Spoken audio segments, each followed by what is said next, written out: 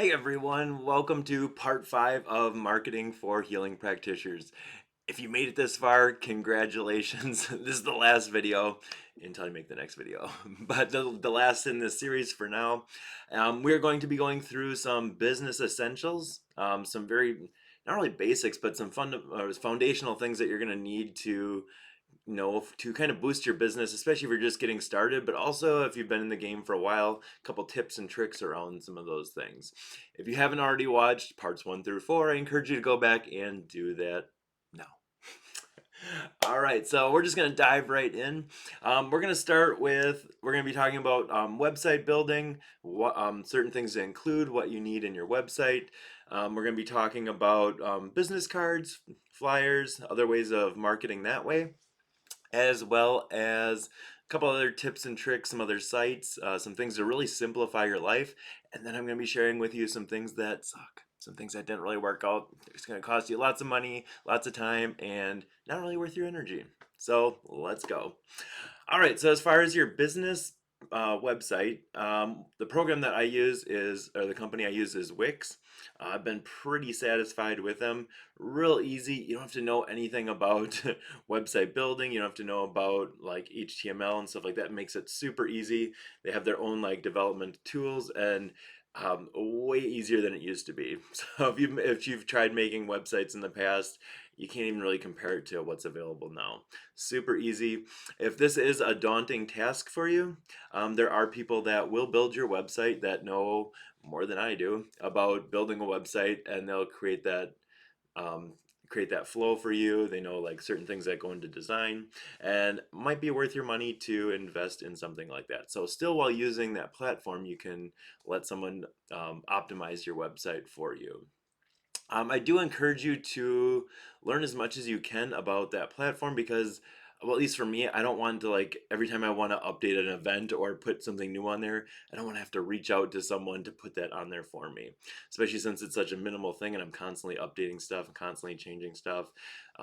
Maybe it's a control thing for me, but I really like to be able to have that flexibility and be able to put that on there, take stuff down as needed without depending on someone else to do those like little simple things. So once you have it created, I encourage you to learn, some of the basics at least, so that you can update it and stuff on your own. And through Wix, once it's set up. Honestly, it's like pretty easy. Um, as far as the information on your website, keep it really simple. Who are you? What are you doing? What do you do? Why should people come see you? And how to get in contact with you. So, very simple stuff.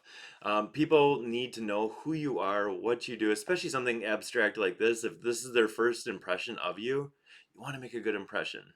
Okay, so think about that when you're going through stuff.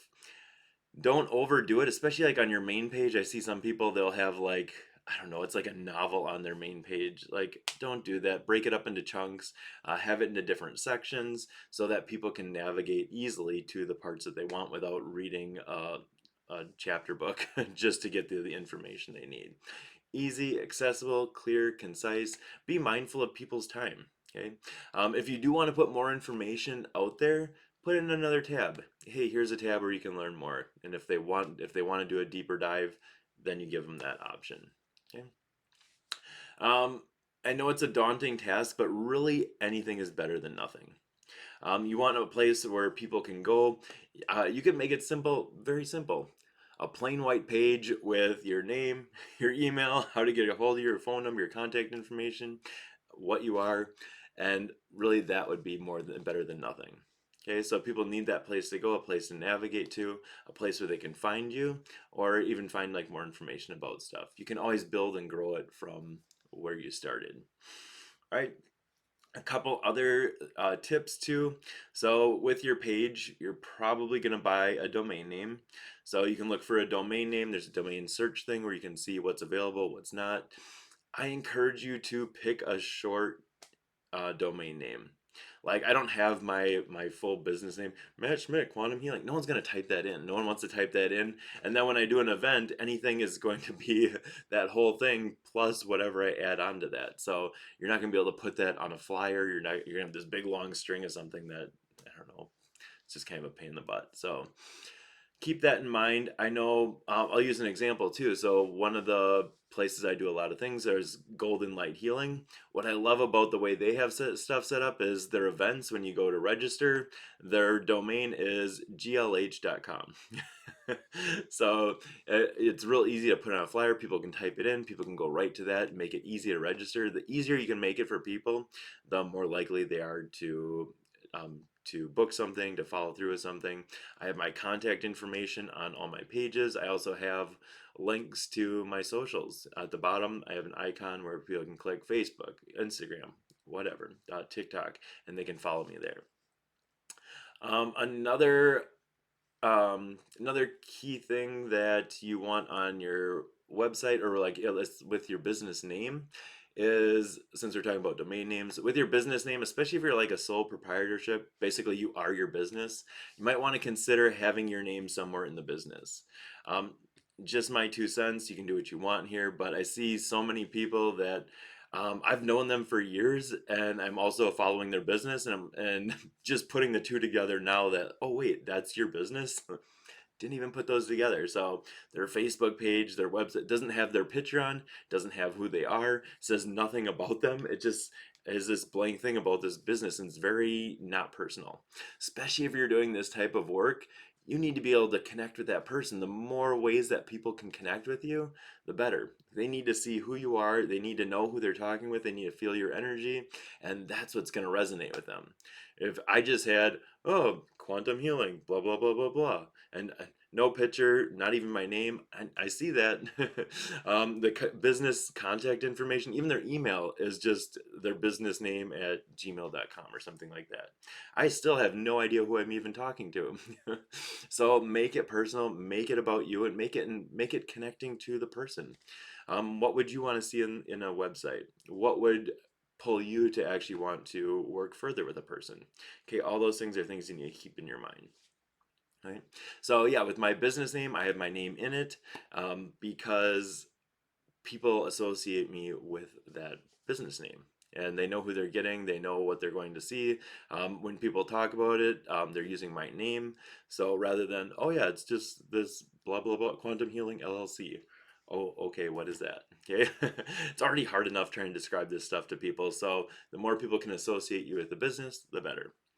All right, a couple other things, and I talked about this before in the other videos, but your intention. So with that intention, how do I add value? What are other reasons people should come to your website? So I put out a bunch of free resources.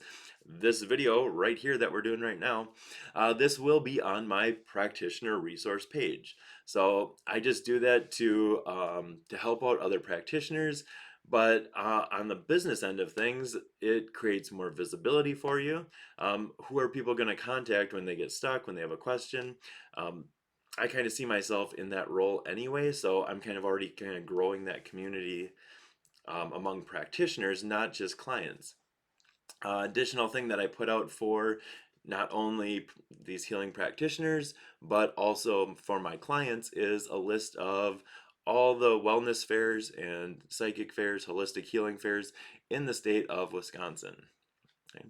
When I started doing this work, it took me like over a year before I even knew this was even a thing. I didn't even know that these were around, and they just weren't that well advertised, or they just didn't come across my field. But I was missing things that were like right by my house because I never heard of them.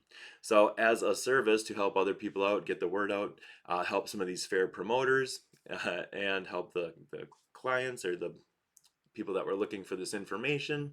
Also, now I have a place to go for these people. Okay, also people that are working in the healing industry, and people that are kind of in this field. It gives them like, oh hey, this is going on. Maybe I'll go check it out, or maybe I want to be a vendor at this event. Okay, so that created a lot of dynamic range to my website. And even for myself, I'm like, hey, what's going on this week? 'Cause I don't remember either.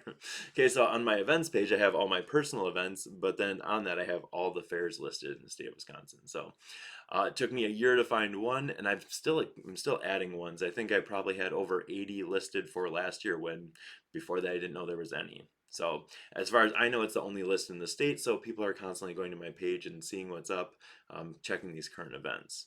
And then when they come to check the events, they also have to see what I have listed because it's listed before that. So it's kind of two for one there. All right.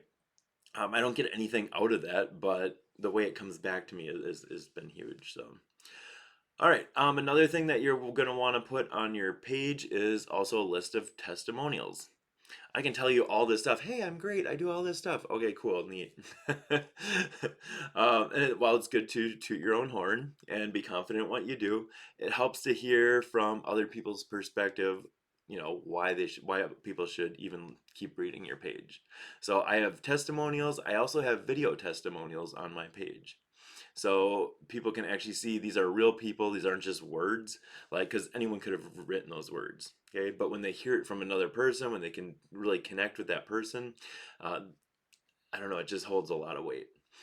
I like to catch people at the end of their session. I don't wait till like 3 days later, a week later. I catch them in the afterglow of, hey, you just had this profound experience, and it comes through when they start talking about it. Okay, it doesn't really matter what they say because you're feeling the energy of that. If you want to, you can check out the examples on my website, give you some ideas. If some people are like, how do you get so many testimonials? Just ask. Okay, it's not that hard. If people say no, that's fine. I don't know if I have ever had a person say no, honestly. A person that I've asked, especially when they're in that like the afterglow of a session, they've always said yes, even if they didn't want to. They're like, "Oh, sure, I feel great."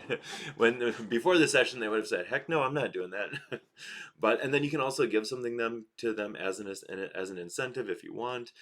Usually, I find people are more than happy to do this, especially if they've had a profound experience. They want to share it as well. So, um, I wouldn't really try to talk people into it because that's not the type of person that you want giving your testimonial. You want the person that genuinely wants to share this with people because that authenticity is going to bleed through into the video and people are going to feel that. Yeah. All right, so that's pretty much everything for websites. The next part is about business cards. Business cards are awesome. I love business cards. I always carry them with me. I always have them on hand. Hey, lady on the bus, would you like a business card? Hey, have you heard about quantum healing? We just start talking. Not in, I mean, don't go annoying people, but like in casual conversation. Like what do people ask? So, what do you do? Okay, and when you start talking, people are pretty intrigued, even if they've never heard of it, they're not interested. Um, I get them interested and at least curious and kind of plant some of those seeds. So, on my business cards, I have some basic information. So, you're going to want to start just really simple, keep it simple. So, name, title, put your picture on there. I don't know how many times I get home from a fair and I was like, who is this? I don't even remember who this was. It's just a name, has their information. I'm like, yeah, I don't even remember talking to this person. Sorry. Your picture on there, they're going to remember that. Okay, we're visual creatures. We think in pictures even if we're not aware of it, and we can make those connections that way rather than just a name that you're supposed to remember. Okay. So phone number, email, website. I've actually changed some of my cards around now, so I have QR codes. So I have a QR code to my website and my YouTube channel. So I've been guiding people to my YouTube channel. Look, now you're growing this community there. And hey, here's a free resource. Why don't you start here? And then the right people find you from there. Okay, if it doesn't resonate, that's fine. They'll fall away. No hard feelings. Okay, but you've given them those options. The other reason for the QR code is a lot of people now don't want to carry a card with them or they don't want to take one, so they'll snap a picture of it or they'll go to the QR code, hit subscribe, and then they'll come back to it later. Okay? So having that be dynamic like that. I've also seen instances where people put them on the back of the card, so that's also an option too, but those are going to cost you a little bit more. All right. Your business card is an impression of you. How are you going to stand out? My cards are thick, they have a thickness to them. There's kind of a matte finish, rounded edges. They have a nice, like, satiny touch to them. They're a little bit more, but in the grand scheme of things, not really. I'll get like 5,000 at a time, so I want them to be a good representation of me. All right, so mine are smooth, no sharp edges, just like me. So when I hand people the card, they feel it, it's tactile. So like, oh, they feel it and then they'll look down like, whoa, what is this? And my first cards were actually, I had a bunch of inkjet transparencies that were left over from like college. So I printed my cards on inkjet transparencies. So my cards were clear, and the look on people's face when you hand them a clear card that they can see through. Some people still have them, and like I handed them out like 6 years ago, 7 years ago. So, and some people still have that card that I gave them. Hey, I still have your card. Other people are like, it's clear, I lost your card because I you can't see it. So there's that downside of it, and I had to cut out each one by hand. Not the funnest, especially when you're going through lots of them. But it really did stand out for people. All right, the company I use and I've been pretty happy with is Vistaprint. They actually have a design thing right on their page, right on their website, where you can go through and you can tweak all the different things. So it actually saved my template. So if I want to change something on the next batch or the next round, change my picture, put different things, like put the QR codes on, I did that last time. It saved my old one. So I could just change it, set up all the different features, and click go. Easy, easy, easy. I'm very happy with them. All right, I'm not paid by any of these companies, by the way. I'm just sharing with you what works for me. All right, so I hand these out everywhere, like I said. I also give them to clients. Once again, in that post-hypnotic state, when they're in that afterglow of the session, hey, here's a couple cards. If you feel this benefited you, you can let other people know. No pressure, very casual. Give them a few cards. If they are in this line of work, hey, I'm a life coach. Can I have a couple more? Absolutely. Okay. I really like your videos. I want to share those with my clients. Fantastic. Boom. That's like the best advertising you can imagine.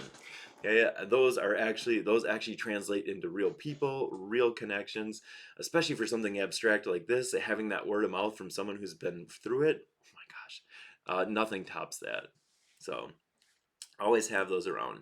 I also place these in businesses. So the places where I do groups, where I do workshops, where I do classes, a lot of times they'll have things for a place for other cards or flyers and stuff like that, and I will put a stack of cards there so people can access that, and people have found me that way as well. Okay, so kind of leave them everywhere, and the right people tend to find. That's kind of my approach. Um, so that's pretty much it for business cards, but I would like to add a thing about like paper flyers. Um, People love the paper flyers, but also make it so that people can take a picture of the flyer so that they can. A lot of people just like that rather than having a piece of paper. Some people prefer that, so having that as an option is great. Having all the information they need, so when they take a picture, boom, there you go. All right. I do like paper flyers because then people can take that home with them. When they get home, they still have the information there. So that's kind of nice. So I leave those in place of business when I do groups, classes, stuff like that, fairs. I'll have like relevant events to that time. And then that's really good because people already connected you with that. They associated that with you with that. It's better than just having like, oh, here's a flyer to business, but um, having something that's personal to you. All right, one other thing I would like to mention before we get into the things that suck is a site called Linktree. Linktree is a free platform. There's obviously paid versions because that's how they keep it going, but it's a great place where people can go where they only need one link and they can have all your links to all your other platforms. Super handy, super easy, especially when you're limited to like one link. That's the one you're going to want to have. So on TikTok, you put your link up there, your link tree link, and also they click on it and they can go to like all your stuff. Instagram, they click on that, boom, they can go to all your stuff. Okay, on Facebook, I have all my links, but I also have the link tree one, so they can just go there and they can connect with whatever. What I like about this too is if you're not using all your links, you can put in something like, hey, here's the meditation we're doing this week, and you can constantly change that out so people can go there and, hey, what do they got this week? So they're constantly going back to that source. So been very happy with them and can't argue with the price. Free. All right, now on to some things that suck. All right, so in my experience, um, I am my business, so spending like $1,000 on a ad in a magazine, not really going to give you the bang for the buck. So the traditional marketing approaches, things that like I've heard from other people, I don't really understand all this stuff, but they were like things that worked in the past, like I don't know how you'd market a business, 10 years ago has changed significantly. Okay. And if you're a business with 20 people, awesome, cool. You're probably going to be running ads. You're probably going to have things on the radio. You're going to be putting things on TV. Maybe you're going to have a billboard. Um, it's just me. Okay? So I'm not going to put that much energy and resources into something like that because it's not going to pay off as much. Okay, so just be kind of mindful with some of these traditional marketing approaches, and if you take like marketing classes, um, not really that helpful. All right. Some of the paid listings too, like I've noticed, like they're just really expensive, even for like some of the local things around here. Like a quarter page ad or is I don't know $1,500 or $1,000, like. Especially for something that's abstract like this, people are gonna glance over it and be like, "Okay, that's weird," but it's not gonna turn into actual like people. All right. Along those same lines, I've noticed some of these like high costs for uh, sponsorship, and I'll be a little gentle with this one because if it's something that really is part of your soul, part of like something that you're really passionate about, yes, definitely support that. Okay, it's not just this marketing opportunity, business opportunity, but I've had people reach out, and I wasn't even going to their event, and like, oh, you can be a sponsor for $5,000, and we'll put your logo on our conference handout. Okay, I don't even know you. Like and I'm not even going to your conference. Like I don't know, just don't waste your time. Don't waste your money, and don't waste other people's time. If you're not that aligned with that, don't be putting your energy into that. If it lights up your soul, definitely support those things. All right, because that's going to come back to you in different ways. Another thing that I should mention too, it's a free service, but it really hasn't paid off. Some of you may be familiar with Alignable. It sounds like a good idea. It's a way to connect with other business owners and things like that. I have found no real good utility or value in that on a personal level, and I've been on it for a couple years. I'm still on it, because why not? But um, really haven't had that pay off in any way, shape, or form. So yeah, just my 2 cents. All right, thank you. You made it to the end of this video series. Thank you for watching. If you have any questions or any tips or comments, please put those in the comments section below, and I look forward to seeing you on the next video. Thanks for being here, and have a great day.